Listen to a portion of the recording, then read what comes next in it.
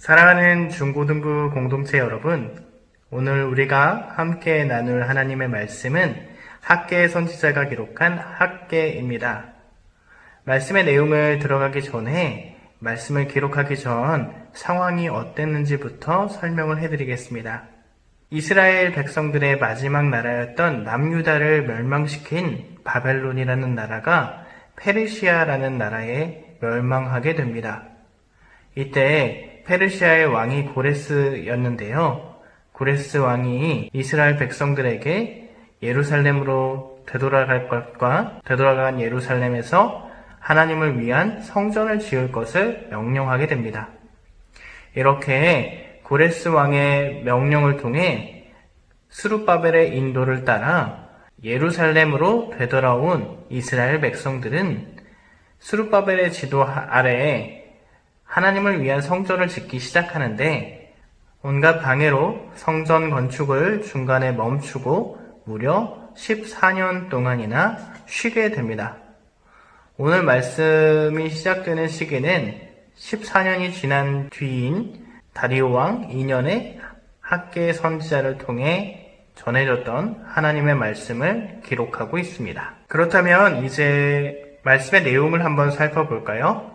말씀의 내용 결론부터 간단하게 말하자면 하나님께서는 오늘 이스라엘 백성들에게 성전을 지으라고 말씀하고 계십니다.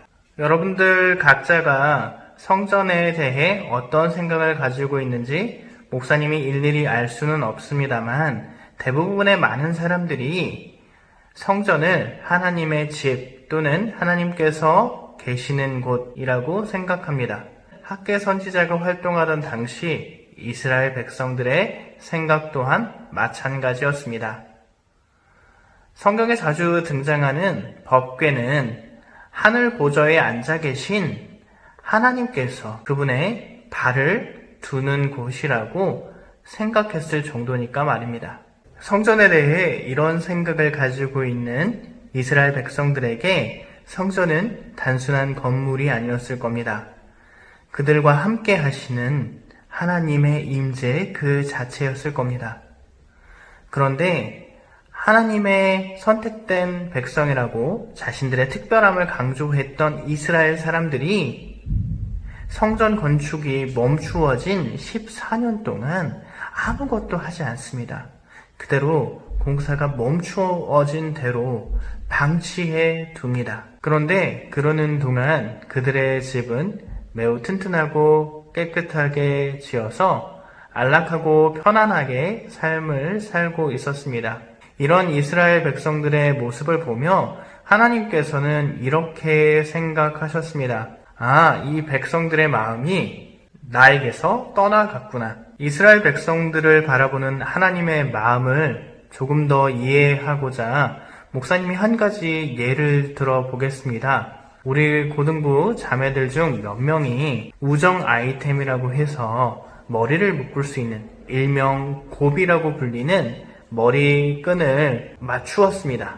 그런데 한 몇 주 동안은 그 우정 아이템을 맞춘 자매들이 모두가 교회에 나올 때 그 머리끈을 하고 나오다가 아무런 이유도 없이 한 친구가 하지 않고 나온다면 우정 아이템을 맞춘 친구들이 굉장히 섭섭하게 생각할 겁니다. 한 주, 두 주 정도는 깜빡하고 하지 않고 나올 수 있을 거라 생각할지 모르지만 계속해서 그 머리끈을 하고 오지 않는다면 우리에 대한 우정이 변했는지를 의심하고 또 서운하게 생각하게 될 겁니다.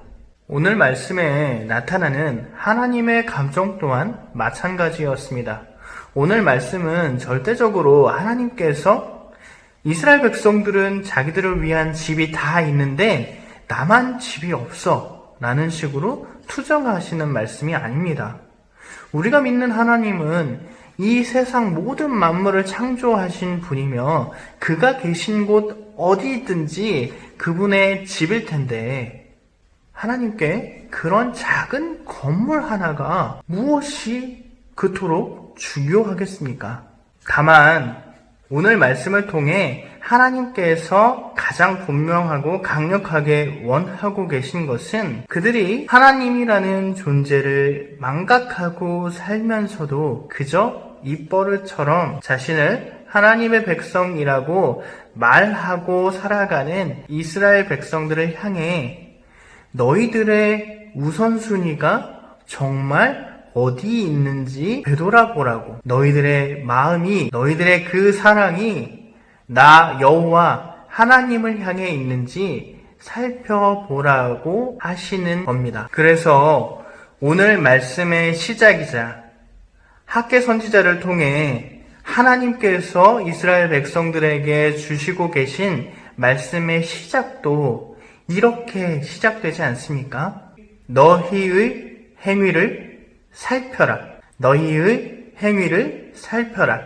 하나님의 백성이라고 주장하는 내가 정말 하나님을 우선순위에 두고 하나님을 생각하고 하나님만을 의지하면서 살아가고 있는지 매일의 삶 가운데에서 되돌아보라는 뜻이었습니다. 학개 선지자가 대언하고 있는 하나님의 말씀처럼 이스라엘 백성들이 하나님을 그들의 삶의 우선순위에 두고 하나님을 생각하고 하나님을 의지하며 살아가고자 매일매일 노력했다면 그들이 늘 생각하고 늘 마음에 두는 하나님께서 계시는 하나님의 집인 성전 또한 공사를 재개해야만 했습니다.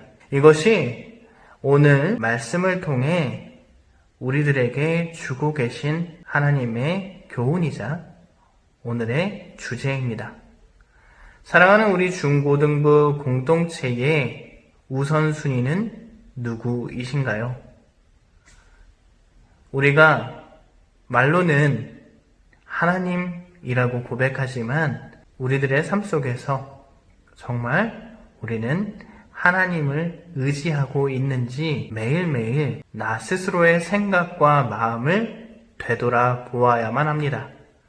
그리고 우리 모든 공동체가 매일의 삶 속에서 우선순위를 정말 하나님에게 두고 있는지 늘 생각하고 고민하는 공동체가 될 때 우리 모든 공동체의 삶을 통해 살아계신 하나님께서 역사하실 것입니다. 말씀을 생각하며 함께 기도하겠습니다. 오늘도 살아계시고 나와 함께 동행하여 주고 계시는 하나님 아버지, 내가 입버릇처럼 하나님의 백성이라고 고백하며 살아가지만 하나님을 위해 하는 일보다 나를 위해 하는 일이 더 많은, 마치 오늘 학개서에 나오는 이스라엘 백성들처럼 삶을 살아가고 있지는 않은지 매일매일 내 삶을 점검하게 하여 주시옵소서. 내 삶의 우선순위가 하나님이시고 또 그 우선순위가 변하지 않을 때 내 삶을 통해서 하나님께서 이 세상 가운데 역사하여 주실 줄 믿습니다. 하나님만을 우선순위에 두는 우리 모든 중고등부 공동체가 되게 하여 주시옵시고 또 내가 되게 하여 주시옵소서.